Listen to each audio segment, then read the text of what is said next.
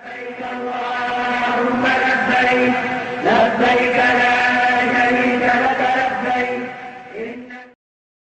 Assalamualaikum warahmatullahi wabarakatuh. Bapak Ibu yang dirahmati oleh Allah, bertemu kembali dengan saya Anwar Jufri. Insyaallah pada video kali ini kita akan membahas tentang 4 mata rantai mudah berangkat umrah.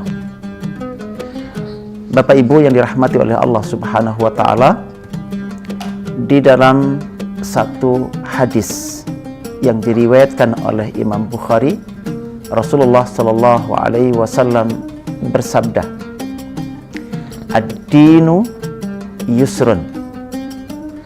Rawahu Al-Bukhari, yang artinya agama ini dari A sampai Z adalah mudah.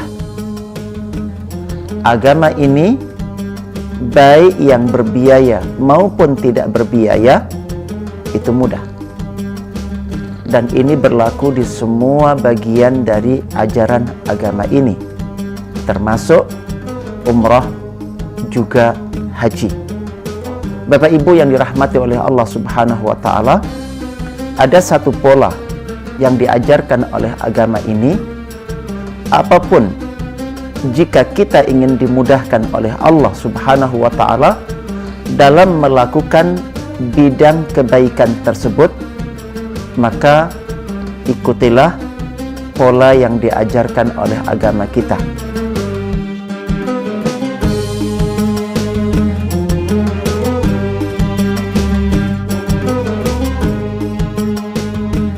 Ada 4 mata rantai. Kita sering menyebut dengan 4 mata rantai perubahan atau 4 pilar utama perubahan. Kali ini kita sebut dengan 4 mata rantai mudah berangkat umrah dengan izin Allah Subhanahu wa taala dan rahmatnya.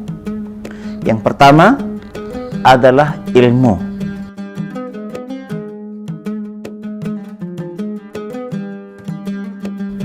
Dan ilmu itu berakar pada ayat dan berakar pada hadis Nabi kita Muhammad sallallahu alaihi wasallam tentang umrah. Ada akar dan asal perintahnya dari Al-Quran, dan ada asal perintahnya dari Nabi kita Muhammad sallallahu alaihi wasallam.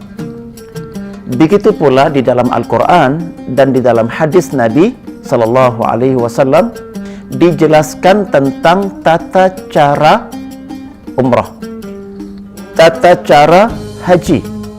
Bahkan diajarkan pula tentang kesiapan, persiapan yang mesti dilakukan, pembekalan diri yang mesti dilakukan jauh sebelum dia berangkat umrah dan berangkat haji. Begitu pula diterangkan tentang keutamaan ibadah umrah dan ibadah haji. Bahkan keutamaan tempat-tempat pelaksanaan, sebagaimana keutamaan masing-masing rukun, wajib, sunnah yang ada di dalam ibadah umrah dan haji ini diterangkan. Hingga jika itu kita buat konstruksinya, maka umrah dan haji yang ditunaikan berdasarkan ilmu yang berasal dari Al-Quran dan As-Sunnah, maka akan menimbulkan hasil kebaikan yang sangat-sangat besar, bahkan berpotensi menghasilkan perubahan yang sangat besar. Maka inilah pilar pertama dan mata rantai pertama. Siapapun yang ingin dimudahkan oleh Allah Subhanahu wa taala untuk melakukan kebaikan tertentu, mulailah dari ilmunya. Ambil ilmunya dari Al-Quran dan As-Sunnah. Terutama yang pertama adalah akar perintahnya. Yang kedua tentang tata caranya. Yang ketiga tentang persiapan yang mesti dilakukan. Dan yang terakhir tentang hasil-hasil yang bisa diraih. Apalagi Di dalam hadis Nabi kita Muhammad SAW dijelaskan bahwa ayat-ayat Al-Quran juga hadis Nabi kita Muhammad SAW digambarkan sebagai uluran tali pertolongan Allah Subhanahu wa Ta'ala kepada hambanya untuk bidang-bidang kebaikan tertentu sesuai dengan kandungan ayat dan kandungan hadis. Maka siapapun mengambil ilmu dan berpegang kepada tali uluran pertolongan Allah ini, niscaya insya Allah dia akan sampai di ujungnya dengan keberhasilan yang gemilang dengan izin Allah Subhanahu wa Ta'ala. Bapak Ibu, setelah ilmu itu diserap, didapat oleh seseorang dengan baik, bahkan gambaran final, gambaran tentang ending, hasil yang mengubah dari posisi kita sebelumnya ke posisi yang jauh lebih baik, maka siapapun mendapatkan ilmu semacam itu, maka lahirlah mata rantai yang kedua atau rukun kedua, pilar kedua dari kemudahan adalah munculnya keinginan yang sangat kuat di dalam diri. Semua orang mengklaim ingin umrah, ingin haji, tetapi ini butuh kita ketahui, tidak semua ingin yang muncul dalam diri masyarakat selama ini itu ingin yang benar. Justru sebaliknya, banyak dari masyarakat muslim selama ini tertipu oleh keinginan palsu. Kenapa? Karena sudah terburu muncul ingin umrah, ingin haji, padahal yang bersangkutan belum mengambil pilar yang pertama berupa ilmu. Artinya keinginan itu muncul bukan lahir oleh ilmu, dan kemungkinan besar keinginan itu muncul hanya karena setiap saat dia menyaksikan orang lain di sekitar hidupnya, di sekitar rumahnya, si A berangkat umrah, si B berangkat haji, dan begitu setiap tahun dia menyaksikan satu persatu orang lain berangkat umrah dan berangkat haji, dan orang bercerita tentang kesenangan, kebahagiaan bisa berangkat umrah dan haji, dan kemudian orang itu ikut-ikutan muncul dalam dirinya ingin umrah, ingin haji. Maka keinginan jenis ini adalah keinginan yang palsu, bukan keinginan yang baik. Sebaliknya, insya Allah keinginan yang muncul setelah tahu ilmunya itu keinginan yang asli dan yang akan bermanfaat bagi yang bersangkutan. Mata rantai yang ketiga, pilar yang ketiga, rukun yang ketiga dari kemudahan adalah adanya tindakan-tindakan nyata. Ada perbuatan-perbuatan yang nyata dia lakukan. Bahkan dia akan mengejar apalagi yang bisa dia lakukan agar dimudahkan oleh Allah Subhanahu wa Ta'ala bisa umrah dan haji. Saya teringat ada salah seorang di antara umat Islam yang dekat dengan rumah saya.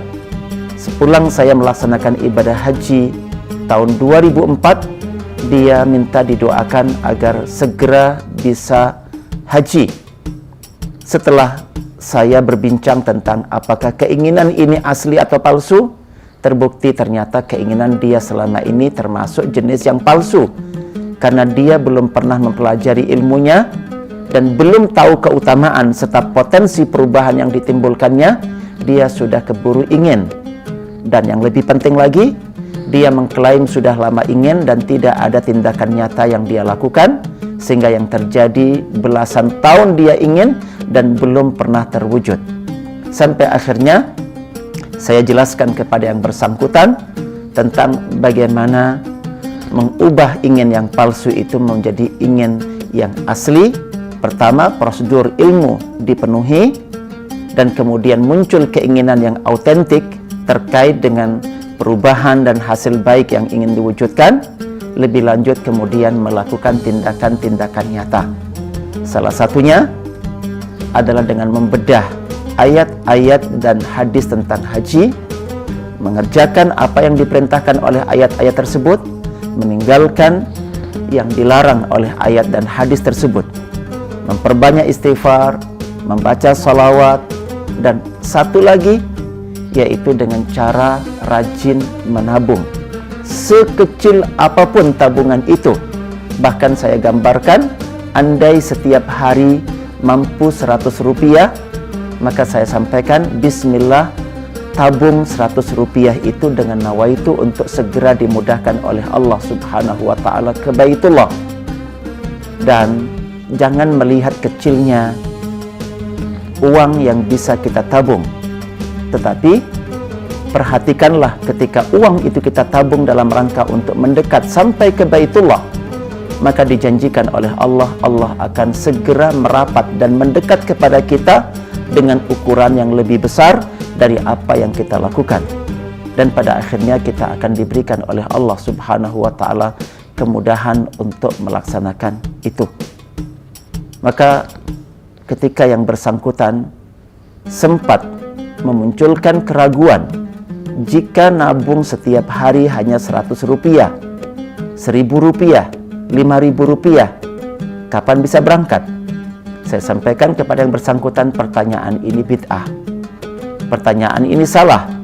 Setelah kita melakukan yang bisa kita lakukan, jangan tanya kapan berangkat, tetapi mulailah menetapkan target bisa berangkat di bulan apa dan meminta kepada Allah agar dimudahkan.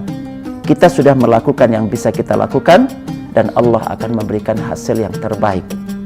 Maka Bapak Ibu yang dirahmati oleh Allah SWT, ketika kita telah menginventarisir yang bisa kita lakukan, sebagai pilar ketiga kemudahan itu adalah tindakan-tindakan nyata yang disyariatkan oleh Allah Subhanahu wa ta'ala.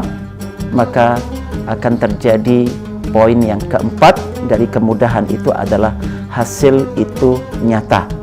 Maka yang terjadi, orang yang bersangkutan, tetangga saya tersebut, benar-benar dimudahkan oleh Allah Subhanahu wa ta'ala bisa berangkat haji dalam waktu yang relatif singkat. Padahal sebelumnya dia sudah belasan tahun ingin, karena tidak ada tindakan nyata dan inginnya bukan lahir oleh ilmu, tidak mampu memenuhi panggilan Allah. Sementara belum lama dia menekuni, pelajari ilmunya dan melaksanakan amalan-amalan yang nyata, maka real dia dimudahkan oleh Allah Subhanahu wa ta'ala bisa berangkat haji. Bahkan kemudian pada 6 atau 7 tahun berikutnya dia bisa berangkat haji lagi dengan suaminya lagi, dan juga bisa berangkat umrah di bulan Ramadan, suami istri, dan bahkan kemudian diberikan oleh rangkaian oleh Allah kemudahan-kemudahan bisa memberangkatkan orang lain untuk umrah dan umrah lagi dengan izin Allah Subhanahu wa ta'ala. Maka insya Allah Bapak Ibu yang dirahmati oleh Allah Subhanahu wa ta'ala, ketika kita bisa secara prosedural mengikuti 4 mata rantai kemudahan untuk bisa umrah: ilmu, ingin yang asli, dan kemudian tindakan-tindakan nyata yang disyariatkan oleh Allah dan dicontohkan oleh baginda Rasulullah Muhammad SAW, maka insya Allah real akan dimudahkan oleh Allah Subhanahu wa ta'ala untuk bisa berangkat ke Tanah Suci. Bahkan akan dimudahkan oleh Allah menggunakan umrah ini sebagai sarana untuk menimbulkan perubahan besar, perubahan yang positif, perubahan yang baik, bahkan berpotensi perubahan yang diabadikan oleh Allah, tidak putus selamanya.